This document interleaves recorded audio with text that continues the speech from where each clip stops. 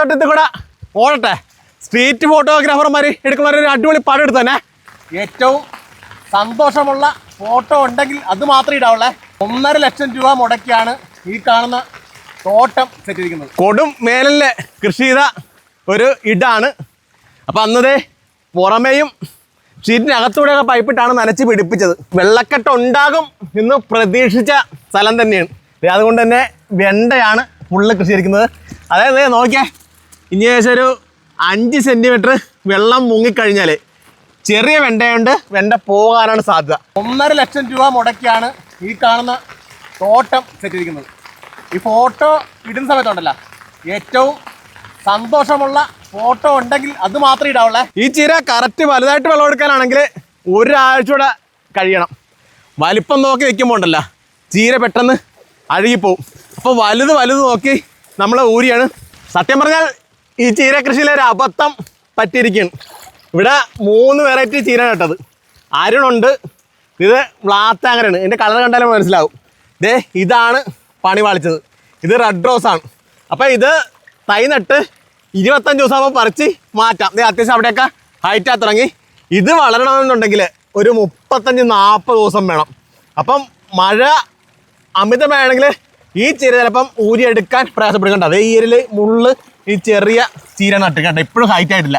പണ്ട് സ്കൂളിൽ പോണ ഒരു വൈബാണ് കേട്ടോ. ജൂണൊക്കെ 5-നൊക്കെ സ്കൂൾ തുറക്കുമ്പം ഉള്ള വൈബില്ലേ, വെള്ളത്തിൽ കളിക്കാൻ പറ്റിയൊരു സാഹചര്യമാണ്. കൃഷി ചെയ്താണെങ്കിൽ ഇപ്പോഴത്തെ കാലത്ത് വെള്ളത്തിൽ കളിക്കാം. ഇവിടുത്തെ നമുക്ക് വെള്ളം എടുക്കാം. ചീര കംപ്ലീറ്റ് പറിച്ചാൽ തന്നെ അത്യാവശ്യം ലേബർ നമുക്ക് മീറ്റ് ചെയ്യാൻ പറ്റുമേ.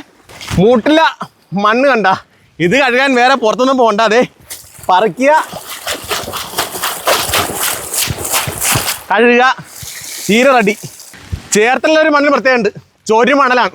അപ്പം മഴ നിന്ന് 3-4 മണിക്കൂറിനുള്ളിൽ വെള്ളം താഴേക്ക് പോവും. അപ്പം ഇവിടെ പൊട്ടിച്ചു വിടാനുള്ള സൗകര്യം ഉണ്ട് കേട്ടോ. ഇത്തിരി താന്ന പ്രദേശത്തേക്കും അപ്പം അതല്ല അവിടെ ഒരു കുഴി കുടിച്ചിട്ടുണ്ട്. അവിടുന്ന് നേരെ പമ്പ് ചെയ്ത് കളയണത്. ഒഴുക്ക് നോക്കിയാൽ ഗംഭീര ഒഴുക്കാണ് കേട്ടോ. കുറേ നമുക്ക് റെഡിയാക്കി എടുക്കാം.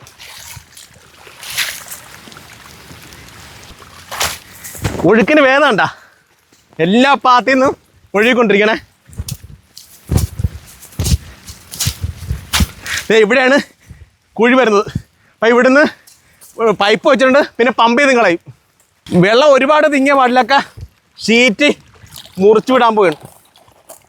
ഉണ്ടാ പൈപ്പ് അങ്ങനെ തന്നെ കിടക്കും. ഇതിലമ്പഴാണ്ട് വെള്ളം അത്യാവശ്യം ഒഴുകിപ്പോവും. ഉണ്ടായത് ഇവിടെയൊക്കെ ഈ വെണ്ടയൊക്കെ ഉണ്ടാ, ഈ കുഞ്ഞാപ്പി വെണ്ടയൊക്കെ എന്ന് വെച്ചാൽ അതൊക്കെ വലിയ വെണ്ടയാണ്. ഇതൊക്കെ 2ാമത് കുത്തിപ്പിടിപ്പിച്ചാണ്. കണ്ട, അതാണ് ആ സൈസ് വ്യത്യാസം വരുന്നത്. ഇവരമ്പഴാണ്ട് പതിയെ ഒഴുക്കി വിടാം. വരുമ്പോൾ ഒന്നും പോകത്തില്ല, 2-3 വെണ്ട മാത്രമേ പോകത്തുള്ളൂ. ഞാനേ ഈ ചീരത്തോട്ടത്തിൽ കൂടെ ഓടട്ടെ. സ്ട്രീറ്റ് ഫോട്ടോഗ്രാഫർമാർ എടുക്കുന്ന ഒരു അടിപൊളി പടം എടുത്തു തന്നെ. ഓടിയാണേ, വാ എടുത്തോ. ഈ വീഡിയോയുടെ അവസാനം ഈ തോട്ടത്തിൽ എടുത്ത വ്യത്യസ്തങ്ങളായ ഫോട്ടോ ഉണ്ടാവുക. സംവിധാനങ്ങളെല്ലാം പൂർണ്ണമായിട്ടും സജ്ജമാക്കിയിട്ടുണ്ട്. അപ്പം ഇനി മേളിലിരിക്കുന്ന ആളുടെ കനിയണം. അപ്പോൾ തോന്നളകര ദേവി ഈ തോട്ടം രക്ഷിക്കുമെന്നുള്ള ഉറപ്പോടെ ഈ വീഡിയോ അവസാനിപ്പിക്കുന്നത്. ബൈ.